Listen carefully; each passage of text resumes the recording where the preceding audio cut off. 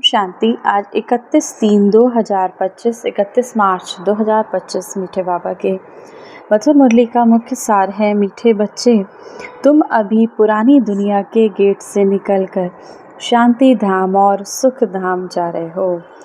शिव बाबा ही मुक्ति और जीवन मुक्ति का रास्ता बताते हैं। मीठे बच्चे, तुम इस पुरानी कलयुगी दुनिया के गेट से निकलकर शांति धाम, जहाँ से हम आत्माएं आई थी, और सुख धाम, शांति धाम को ही हम क्या कहते हैं, मुक्ति धाम, और सुख धाम माना जीवन मुक्ति धाम जा रहे हो। और शिव बाबा ही हमें ये रास्ता बताते हैं। प्रश्न है आज की मुरली से, वर्तमान समय सबसे अच्छा कर्म कौन सा है? उत्तर, सबसे अच्छा कर्म है मन से, वाणी से, कर्म से अंधों की लाठी बनना।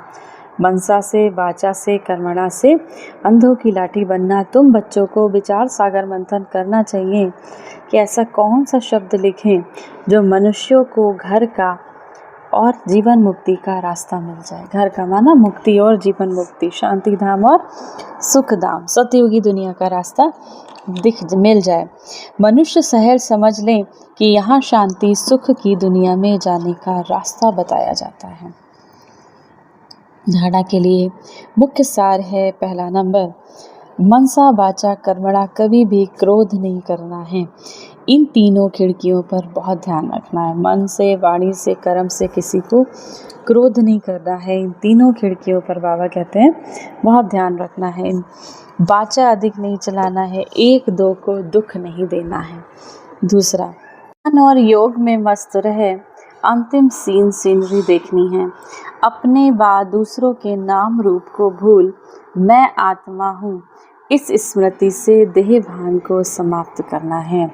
अपने बाद दूसरे के नाम रूप को भूल मैं आत्मा हूँ। बाबा कहते क्या याद रखना है? मैं, जो हमारा पहला पाठ बाबा ने पक्का कराया, मैं आत्मा हूँ, इस स्मृति से अपने देह के अभिमान को समाप्त करना है। वरदान है, स्नेह के बाण द्वारा स्नेह में घायल करने वाले स्नेह और प्राप्ति संपन्न लवलीन आत्मा भव। जैसे लौकिक रीति से कोई किसके स्नेह में लवलीन होता है तो चेहरे से, नैनों से, वाणी से अनुभव होता है कि ये लवलीन है, आशिक है। ऐसे जब स्टेज पर जाते हो तो जितना अपने अंदर शिव बाबा का स्नेह इमर्ज होगा, उतना ही स्नेह का बाण और औरों को भी स्नेह में घायल कर देगा। भाषा की लिंक सोचना, पॉइंट दोहराना, यह स्वरूप नहीं हो। स्नेह और प्राप्ति का संपन्न स्वरूप लवलीन स्वरूप हो। अथॉरिटी होकर बोलने से उसका प्रभाव पड़ता है।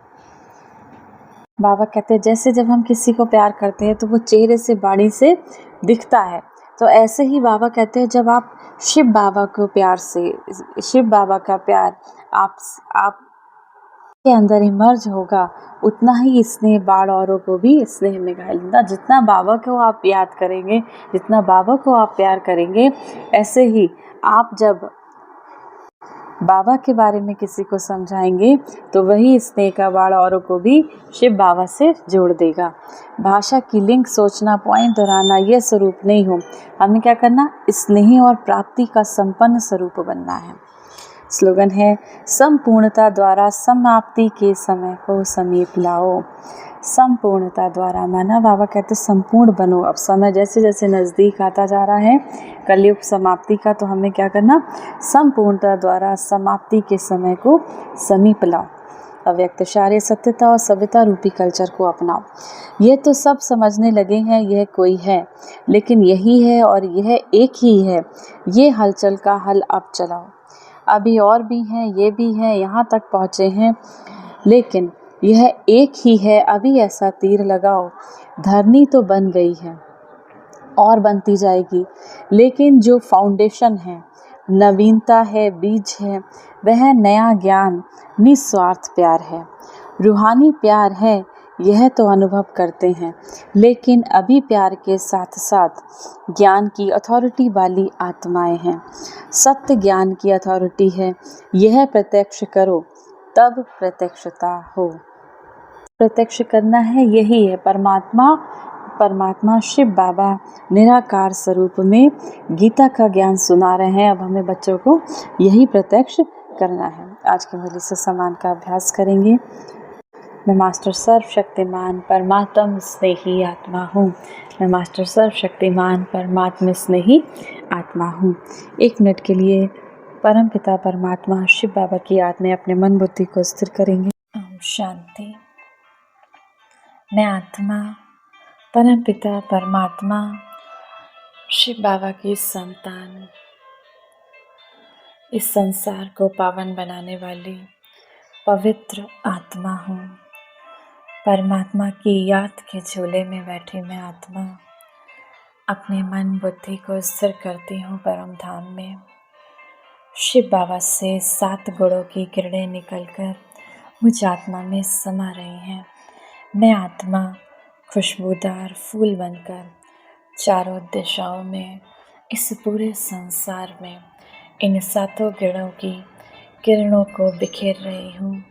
हर आत्मा निर्विकारी बनती जा रही है, पावन बनती जा रही है, पवित्रता से भरपूर होती जा रही है, सुखी होती